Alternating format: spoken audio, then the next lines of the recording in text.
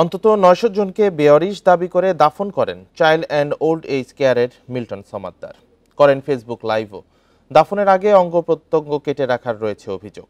কিন্তু সরকারি সংস্থার অনুমোদন ছাড়া পরিচয়হীন বা বেওয়ারিশ হিসেবে কাউকে দাফন করতে পারে না কোনো ব্যক্তি বা প্রতিষ্ঠান। সবার নাকের ডগায় এতদিন কিভাবে অপকর্ম চালানেন মিল্টন, উঠেছে সেই প্রশ্ন। বিকাশে কম খরচে ক্যাশ আউটের লিমিট বেড়ে ৫০,০০০, প্রিয় এজেন্টও ২টা।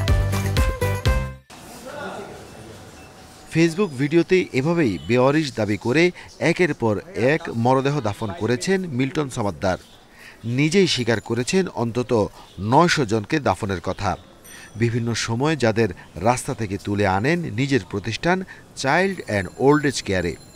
৬০০-র উপরে লাশ দাফন হয়েছে। কিন্তু সরকারি প্রতিষ্ঠান, সংশ্লিষ্ট থানা বা জনপ্রতিনিধির লিখিত অনুমোদন ছাড়া কোনো মরদেহ বেওয়ারিশ বা পরিচয়হীন হিসেবে দাফন করা যাবে না। এজন্য নির্দিষ্ট কিছু নিয়ম অনুসরণ করতে হয়, বলছে আঞ্জুমান মফিদুল ইসলাম। বেওয়ারিশটা ডিক্লেয়ারই তো করবে সরকার, আমি তো না, আপনি তো না। যারা অ্যাটলিস্ট যে আপনার লোকাল কাউন্সিলর যদি সে সার্টিফাই করে যে হ্যাঁ আমি জানি এটার কেউ নাই, তখন আমরা যাব। ধরেন আপনি একটা উদ্যোগ নিলেন, আমরা আঞ্জুমান গেল নিয়ে আমরা দাফন করলাম, দেখা গেল এটা নিয়ে মামলা হয়ে গেছে, তো প্রথমেই তো আমরা মানে দোষী হয়ে যাব যে ইট ইজ নট ডিক্লেয়ার্ড আপনার বেওয়ারিশ লাশ।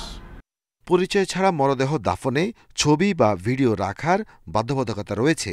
সেই সাথে মরদেহের সাথে প্রাপ্ত তথ্য প্রমাণ, ডিএনএ নমুনা, ফিঙ্গারপ্রিন্ট ইত্যাদি সংরক্ষণ সহ আরও কিছু আনুষ্ঠানিকতা রয়েছে, বলছে পুলিশ। ফিঙ্গারপ্রিন্ট আমরা সংগ্রহ করে আমাদের যে ন্যাশনাল যেটা সার্ভার যেটি রয়েছে এনআইডি, যেখানে আমরা সেখানে ম্যাচ করানোর চেষ্টা করি।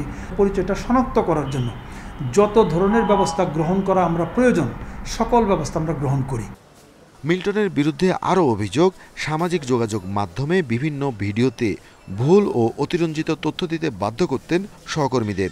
এছাড়া পুনর্বাসন কেন্দ্রে রোগীদের বিষয়ে তথ্যেও ছিল গরমিল। রিপোর্টে আমি বলছি যে এখানে প্রায় ২ শতাধিক মানুষ আছে, এরকম আছে। তো আসলে যদি ওরকম অত মানুষ হয়তো বা একটু তার থেকে একটু গ্যাপ তো ছিলই।